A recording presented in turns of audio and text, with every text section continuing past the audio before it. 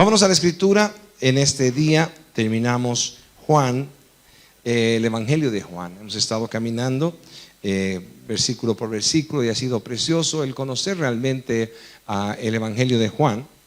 Y vamos a terminar hoy día también entendiendo el propósito por el cual el Espíritu de Dios le dio a Juan la posibilidad de escribir este Evangelio.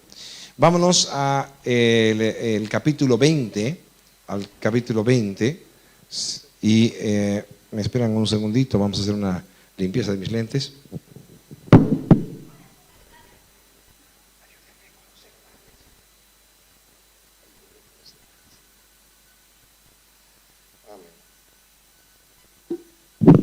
Ahora sí los veo.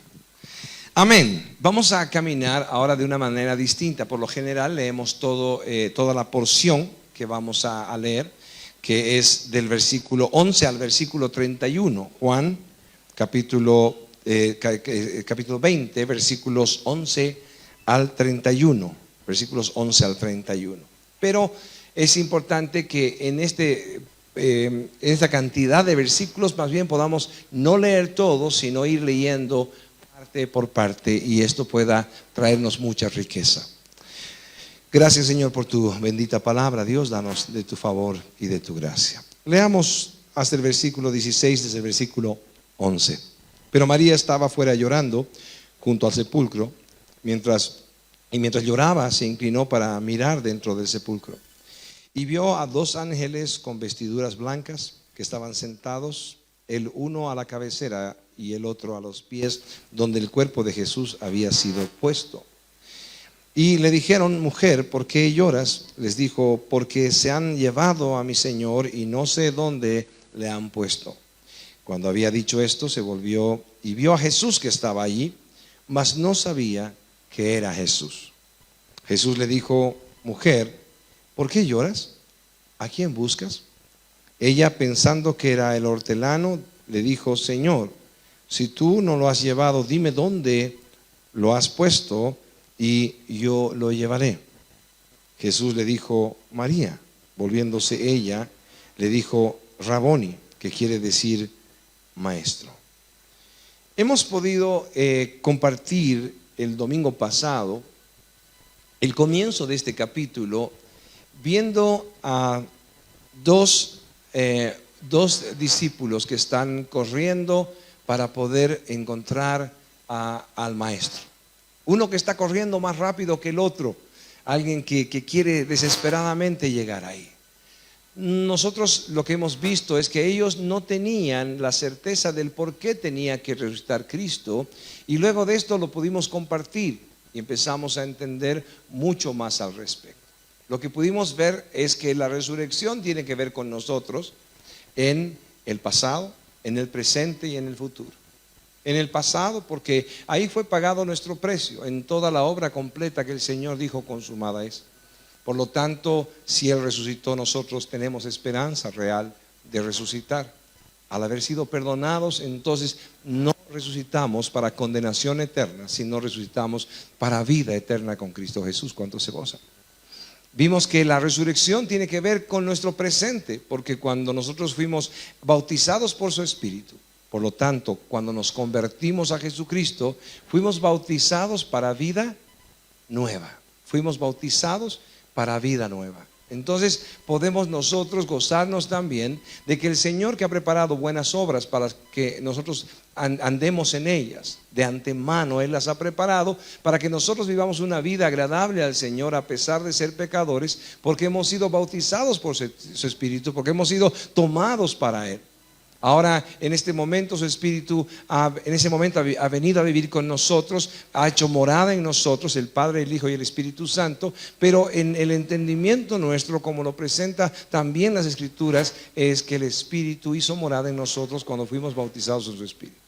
¿Qué es lo que sucedió en este momento? El Señor nos regeneró, nos dio vida cuando estábamos muertos en delitos y pecados. Por lo tanto, los que estábamos muertos para Dios, recibimos vida y pudimos nosotros reconocer el sacrificio de Jesucristo como el pago por nuestros pecados, un pago para siempre.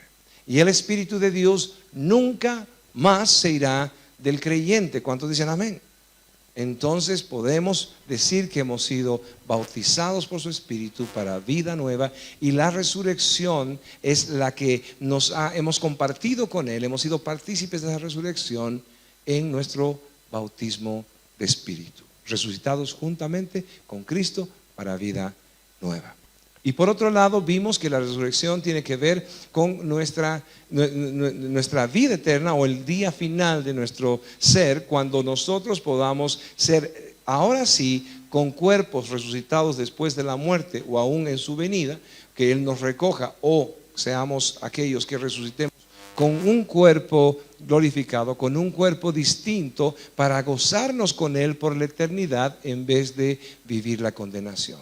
Entonces, pasado, presente y futuro tiene que ver con nosotros la resurrección si somos creyentes. Ahora continuamos nuestro estudio y vemos del versículo 11 en adelante, como leímos. Pero María estaba afuera llorando junto al sepulcro, y mientras lloraba se inclinó para mirar dentro del sepulcro. Un predicador decía: María tiene que inclinarse y ver hacia abajo porque ama a Jesús, pero no tiene la fe suficiente. Ella no está creyendo en lo que el Señor dijo, que Él iba a resucitar. Si ella realmente hubiera tenido esa fe, no solamente hubiera abierto sus ojos para verle, sino que hubiera levantado su cabeza para ver dónde está mi Señor resucitado. Pero vemos el amor de María una vez más, pero la falta de fe en lo que Él ha dicho. Y es algo que no podemos condenar a María, porque ¿cuántos de nosotros fallamos en nuestra fe? ¿Cuántos dicen amén?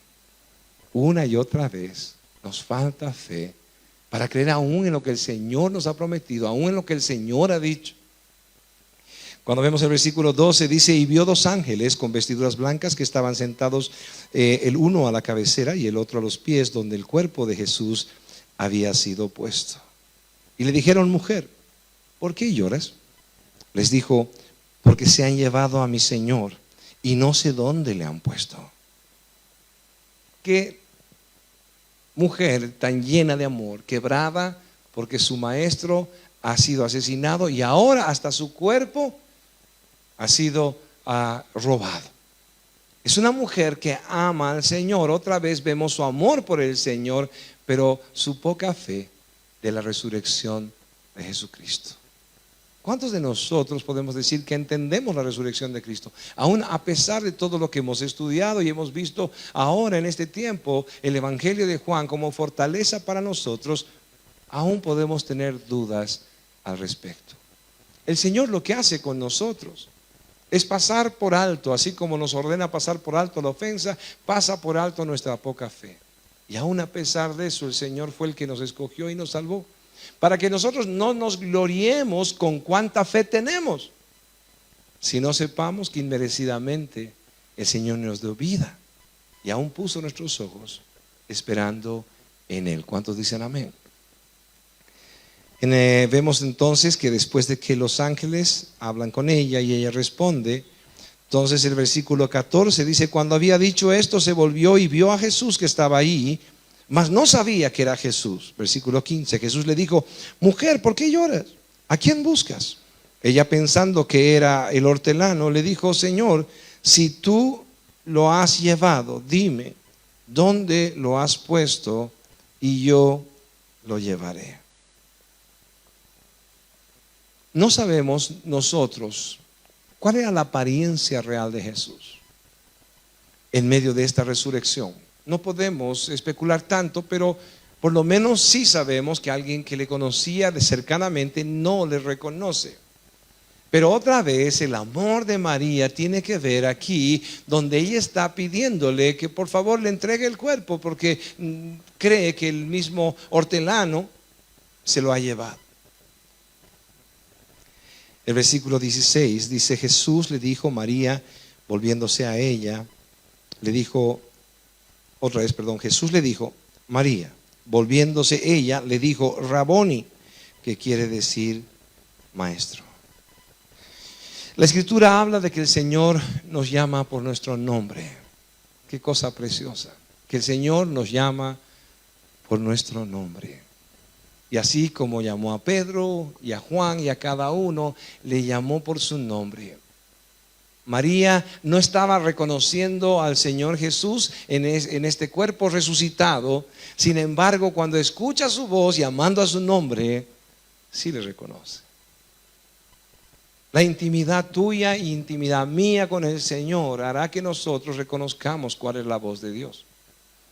¿Por qué condenamos tanto que la gente está diciendo una y otra vez: Dios me ha dicho, Dios me ha dicho, Dios me ha dicho? Porque yo estaba orando y Dios me ha dicho. Aún gente que amamos, aún gente que está creciendo en una sana doctrina, corrigiendo su mala doctrina, sigue con estos temas de Dios me ha dicho, entonces Dios me ha dicho, entonces he viajado porque Dios me ha dicho, no he hecho esto porque Dios no me ha dicho y ahora Dios me ha dicho otra cosa. ¿Por qué condenamos todo esto? Porque la relación con el Señor primeramente es a través de su Espíritu, que nos lleva a entender las Escrituras. El Señor dijo que nos dejaba el Espíritu Santo para que Él nos recuerde lo que Él nos había enseñado. Por lo tanto, cada uno de nosotros debe abandonar el concepto de Dios me ha dicho, volver a las Escrituras y decir la palabra de Dios dice.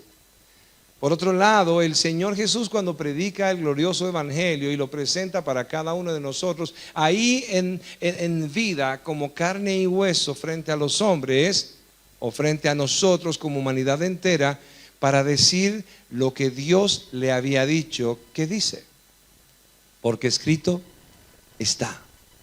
Porque escrito está. Sin embargo, el Señor aquí está presente. El Señor no había ascendido al cielo. Si hubiera querido hablar con María a través de un profeta, así como lo hizo hasta Juan en el Apocalipsis, podía haber traído un profeta para hablar con María. Pero como Él estaba vivo y resucitado, así como caminaba con ellos con voz audible, le dijo María, y ella reconoció su voz. Es tan peligroso para nosotros no conocer la palabra y querer reconocer su voz cuando el Espíritu de Dios nos está guiando en su voluntad. Es tan difícil para nosotros que al no conocer las Escrituras, creyendo ser guiados por su Espíritu a hacer algo, no podemos ni confirmarlo porque no estamos llenos y abundantes de la palabra del Señor. Tu comunión con el Señor puede empezar en la oración, pero si no tienes palabra constantemente del Señor, si no estás en las Escrituras una y otra vez, te voy a decir algo real: no le conoces. No le conoces. Y me han escuchado por años decir la misma frase: si no conoces las Escrituras, entonces tienes una caricatura de tu Dios. Entonces mi Dios es así, mi Dios es así, mi Dios no piensa así, mi Dios no reacciona así, porque Dios es así, porque Dios es así. Y sin conocer las Escrituras, solo es una caricatura que uno mismo se ha hecho y posiblemente a su antojo, a su imagen. No, yo puedo entregarme al pecado muchas veces porque el Señor es tan misericordioso y no estamos tomando en cuenta que la misericordia del Señor es grande, pero el mismo Señor está ordenando a sus hijos a apartarse del mal, a apartarse del pecado y muchas cosas que podemos decidir porque no conocemos la voz de Dios. María aquí conoce la voz de Dios y apenas escucha su voz dice: Maestro, y le reconoce. Ya me imagino cómo puede haber palpitado su corazón, cuántas emociones habrán corrido por María. Hasta yo estoy emocionado contándolo porque digo, qué encuentro maravilloso. Aquella que conoce a su Señor y conoce la voz de su Señor es del grupo de mis ovejas oyen mi voz. Es del mismo grupo de mis ovejas oyen mi voz. Quiero alentar tu vida a que si estabas en las Escrituras y las has abandonado, vuelvas. Quiero alentarte a que todos los días que tú puedas, y todos los días puedes en realidad, y todos los días podemos, es abrir tu Biblia y leer un momento por lo menos. La parte digital no está ayudando mucho a veces. Qué tan precioso es escudriñar las Escrituras con tu resaltador y con tu bolígrafo y empezar ahí a poner tu Biblia como si fuera una huipala, ¿no? Es precioso, lleno de colores, pero no lleno de colores simplemente porque pasaron por ahí los resaltadores, sino porque la has leído, porque te interesa conocer la voz de Dios. ¿Quieres la voz de Dios?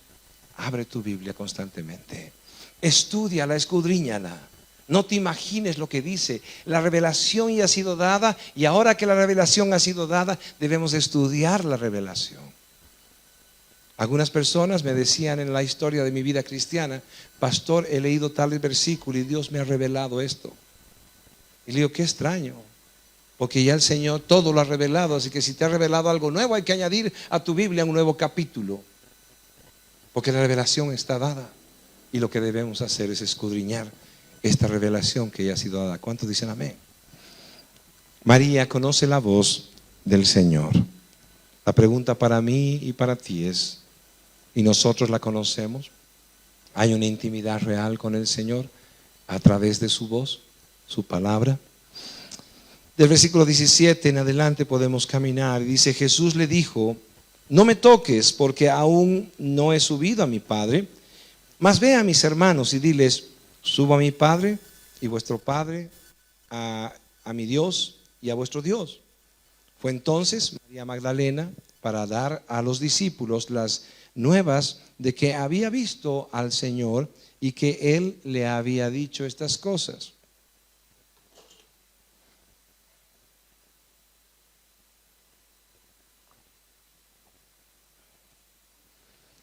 Veamos el versículo 17. Jesús le dijo: no me toques, porque aún no he subido a mi Padre, mas ve a mis hermanos y diles: subo a mi Padre y a vuestro Padre, a mi Dios y a vuestro Dios.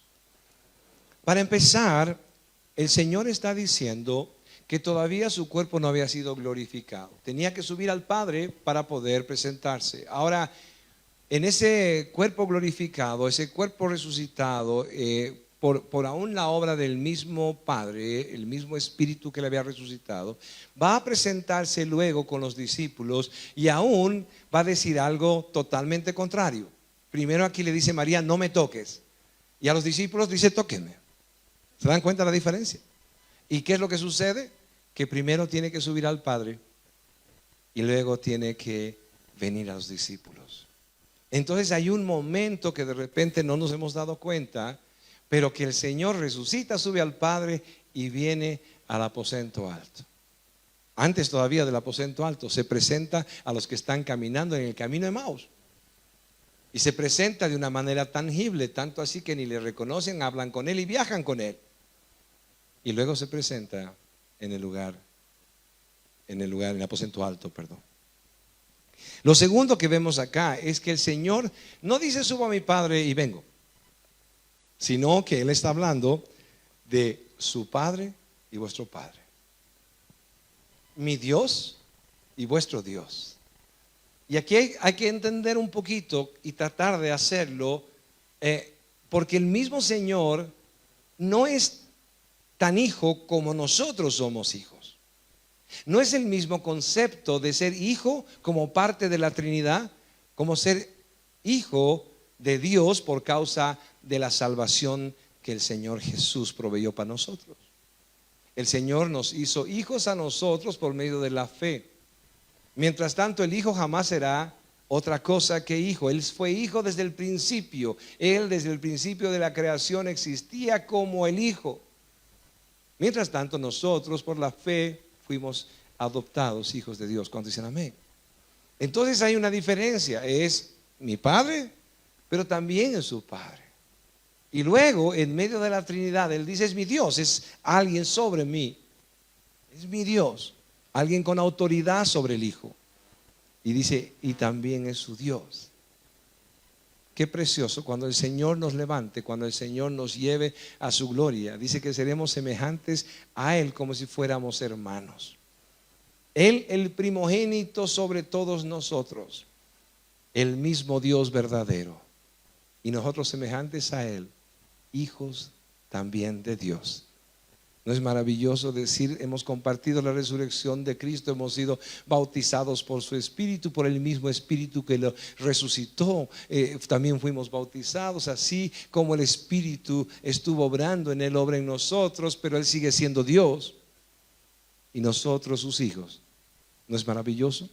Amén. Continúa y vimos el versículo 18. Fue entonces María Magdalena para dar a los discípulos las nuevas de que había visto al Señor y que Él le había dicho estas cosas. Versículo 19 en adelante. Cuando llegó la noche de aquel día, el primero de la semana, estando las puertas cerradas en el lugar donde los discípulos estaban reunidos por miedo de los judíos, vino Jesús y puesto en medio les dijo: paz a vosotros. El Señor está con un cuerpo glorificado, pero Él tiene una dimensión distinta. A pesar de que los hombres pueden tocarle, Él traspasa un lugar donde las puertas, por temor a los judíos, no estaban cerradas, sino estaban trancadas.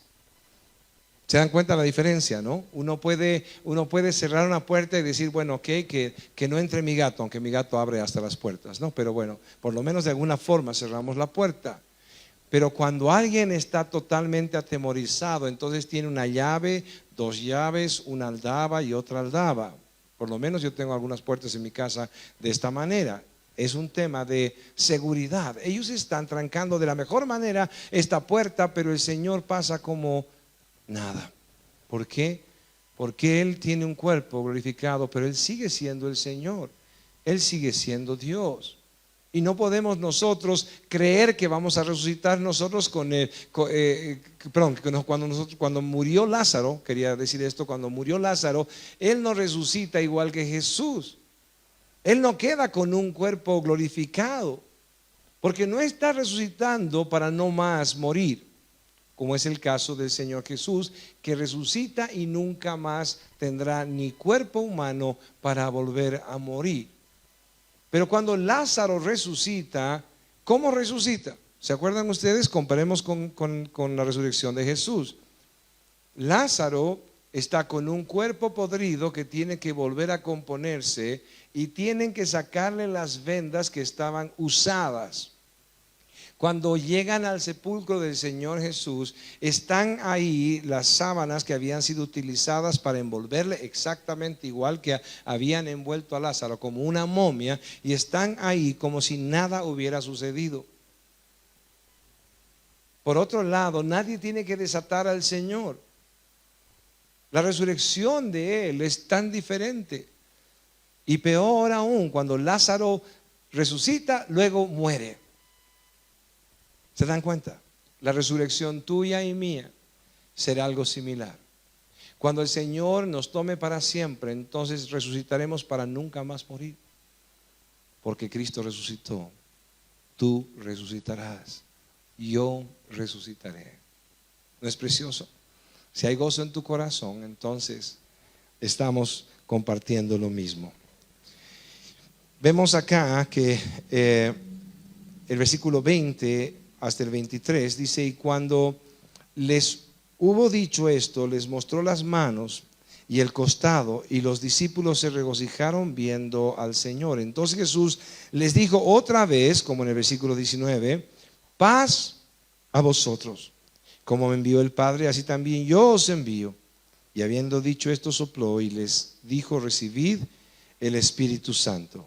A quienes remitiréis los pecados, les son remitidos, y a quienes se los retuvieres, les son retenidos. Vemos nosotros que el Señor primero habla de la paz que ellos necesitan.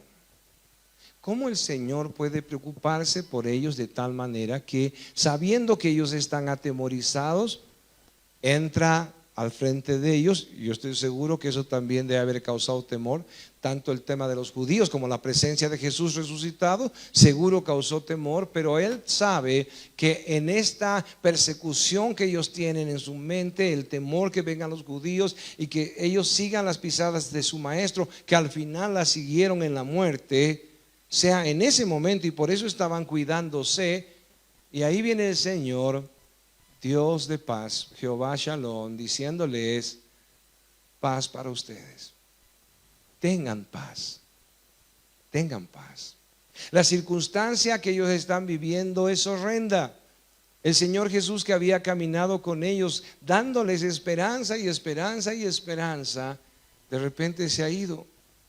Aún Pedro no podía entender por qué tenía que ser crucificado. El Señor, diciéndole al mismo Señor: Señor, no permitas esto que suceda en tu vida. El terror se apoderó de ellos, la angustia, estaban totalmente dolidos y sufriendo porque la persona más maravillosa de su vida, en quien ellos estaban confiando que era su Mesías prometido, había llegado y luego fue atormentado y asesinado. Cada uno de ellos debe haber estado luchando justamente como nosotros con su fe, y luchando y diciendo: no era el Cristo. Creo que nos equivocamos, no era nuestro Salvador, no era nuestro Señor. Algunos deben haber dicho: he entregado toda mi vida al Señor por estos 3 años. No tengo nada más que hacer si Jesús que murió no es el Mesías. Realmente no era lo que tenían paz. Acuérdense que en vez de estar congregados, ellos estaban dispersos. La misma palabra nos dice que para que nosotros permanezcamos esperando la venida del Señor con fe, no dejemos de congregarnos. Y ellos, sabiendo que deberían caminar juntos para alentarse unos a otros, estaban disgregados, tanto así que el Señor Jesús tuvo que mandar y llamarlos para que se reúnan. Y ahí reunidos todavía seguían con temor, hasta que vino el mismo Señor para consolarles, para traerles paz. ¿Dónde estás buscando tu paz? ¿Dónde estás buscando tu paz? Hay quienes, en vez de seguir congregándose, rindiéndole culto al Señor en oración, leyendo las Escrituras y caminando en comunión con otros, están desesperados, corriendo por el mundo, tratando de solucionar sus problemas. Y si bien el que no trabaja, que no coma, y el Señor quiere bendecir el trabajo de tus manos, no es tu gran trabajo que va a conseguir seguridad para ti, sino Dios, que es tu proveedor. Y mientras tanto sigas confiando en ti, estés enloquecido buscando cómo salir de esta, que todos estamos en esta por si acaso hace mucho tiempo. Cómo salir de esta no es trabajando más horas, sino trabajando las horas que debes trabajar, esforzándote como debes esforzarte, pero poniendo tu fe y tu confianza solo en el Señor. Todo don perfecto desciende de lo alto. Todo don perfecto desciende de lo alto. El bien que está para tu vida y para mí preparado viene de Dios. Y no sé cómo lo hace. Algún hermano me decía: pastor, yo estoy acostumbrado a ver la mano del Señor al crédito, porque ya estoy al borde del borde del borde y recién tengo para pagar la siguiente cuota. Quisiera que el Señor me acostumbre a comprar al contado todo, a todo arreglarlo inmediatamente. Pero a veces el Señor me tiene con el aliento ya totalmente perdido y aparece su mano de amor y provisión. Es mejor confiar en Él. ¿Cuánto dicen amén? Es mejor confiar en Él.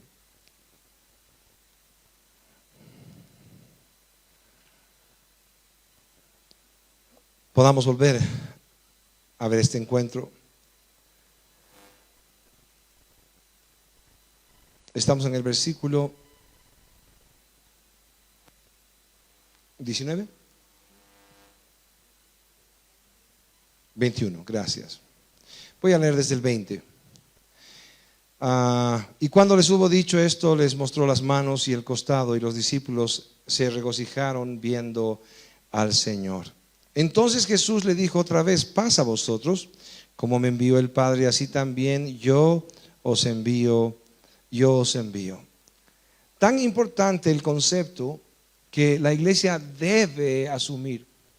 El Señor está diciéndoles a ellos, ahí en el comienzo, en la fundación de su iglesia, les está diciendo que Él mismo les va a enviar como el Padre le envió a Él.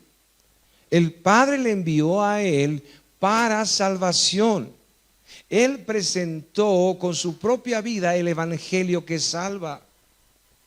Él mismo con su propia vida presentó el evangelio que salva. ¿Por qué razón? Porque solamente el pecado puede traer condenación en el hombre y la única solución es la cruz. Él cargó en sí mismo el pecado y Él mismo fue a la cruz para soportar este castigo. El evangelio nos muestra que sin haber santidad, entonces no hay evidencia de esta vida nueva. Y luego de esto, el mismo Señor nos hace partícipes de su resurrección. Y luego nos muestra que el fin, para terminar, es la vida eterna. Los 5 puntos que conoces del evangelio. Los que no conocen, por favor, avísenme para que podamos armar más grupos de estudio. Él mismo trajo el evangelio y Él lo vivió completo para presentárnoslos a nosotros. Y ahora que dice el Señor Jesús, aquellos que van a ser la iglesia del Señor, les dice: como el Padre me ha enviado a mí, yo los voy a enviar a ustedes. ¿Para qué? Para que sean instrumento de salvación, presentando el evangelio donde el centro es Cristo. Por eso más de una vez me has escuchado y no vas a dejar de escucharme de que qué estás haciendo al respecto de los que te rodean. ¿Por qué estás hablando de que amas a personas que se están yendo camino al infierno bajo la ira de Dios, igual que nosotros estábamos, y no les compartes el evangelio de salvación cuando el Señor te salvó como le salvó a los discípulos para enviarles a predicar el evangelio que salva, el mensaje de salvación? Yo creo que si entendemos nuestro llamado como iglesia, entonces no estaríamos solo pensando en qué sillas vamos a comprar para el próximo local. Estaríamos pensando: ¿y cómo vamos a crecer más en la palabra del Señor? ¿Cómo vamos a involucrarnos más en los ministerios para poder predicar el evangelio y cumplir nuestro objetivo? Porque no somos una religión para que simplemente tengamos un lindo domingo, sino somos el instrumento que Dios usa para salvar a los hombres. Tu pregunta y mi pregunta debe ser la misma: ¿y cuántos conocen a Cristo por mí? Y esto no es vanidad, esto no es soberbia. Tú tienes que preguntarte, yo tengo que preguntarme: ¿cuántos conocen a Cristo por mí? ¿A cuántos he predicado el evangelio? El Señor, así como envió a los discípulos, como Él fue enviado, nos envía a nosotros como su iglesia. Amados, no hay privilegio más grande. No hay ministro en ningún país que tenga un llamado tan grande. Todos ellos pueden solucionar ciertos problemas sociales. Ellos pueden de repente atacar al problema más profundo de la pandemia. Pero nadie más que la iglesia trae un mensaje que salva para vida eterna, que perdona pecados, que trae paz con Dios para siempre. ¿Cuántos dicen amén? Oh Dios santo eres tú, Señor. Versículo 22 y 23. Dice: y habiendo dicho esto, sopló y les dijo: recibid el Espíritu Santo. A quienes remitiereis los pecados, les son remitidos, y a quienes se los retuvieres, les son retenidos. En la primera parte de este compartimiento, donde vamos a terminar el capítulo 20 de Juan, podamos pensar por un momento en la posibilidad real de que los apóstoles, movidos por el Espíritu de Dios, todavía no habían sido regenerados hasta ese momento. Hasta ese momento el Señor había manifestado su Espíritu de una y otra manera en muchos. Aún la oración podía ser en el Antiguo Testamento: no quites de mí tu espíritu, porque podían entender que habían sido poseídos por el Espíritu, no como una posesión demoníaca, sino realmente tomados por Él para alguna cosa que el Señor quería hacer. Cada uno de ellos tuvo una cierta revelación a través del Espíritu de Dios, como el mismo Pedro, que estaba diciendo: tú eres el Cristo, ¿cierto? ¿Quién soy? Tú eres el Cristo, tú eres el Salvador. Una revelación que le dice, esto no viene de carne ni de sangre, sino revelado por el mismo Dios, por su Espíritu. Pero al poco tiempo el mismo Pedro está diciendo, no vayas a la cruz, no permitas que esto suceda contigo. ¿Por qué? Porque el Espíritu Santo todavía no moraba en ellos. Es lo más posible, podemos discutirlo, podemos estudiarlo, y el lunes para los hombres es ideal y todos los demás pueden igual buscarme para discutir el tema. Pero cuando el Señor viene, no miente y les dice, recibiréis el Espíritu Santo. Recibiréis el Espíritu Santo. Seréis embestidos de poder. Y el Señor empieza su iglesia dándoles vida a los que estaban muertos en delitos y pecados y tenían cierta revelación. Pero de ahí en adelante el Espíritu sí mora en ellos y les hace recuerdo de todo lo que Él les había compartido, de todo lo que Él les había enseñado.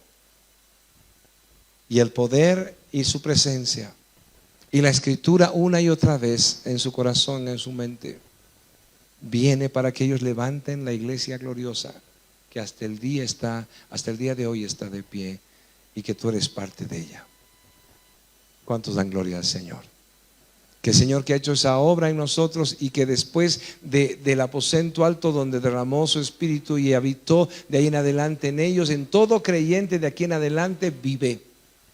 Porque el Señor salva, como a ellos mismos les bautizó con su Espíritu, bautizó tu vida y bautizará la vida de los creyentes. Así que, iglesia, nuestro llamado es glorioso. Nuestro llamado es maravilloso. Jamás tengas en poco la predicación tuya del Evangelio con otros. Y aun si tengas que decirle lo poco que sé, te lo voy a compartir. Y ven conmigo a la iglesia, aunque sea simplemente esto. El Señor va a seguir glorificándose, porque para eso levantó una iglesia. ¿Cuántos dicen amén? Pongámonos de pie y podamos orar.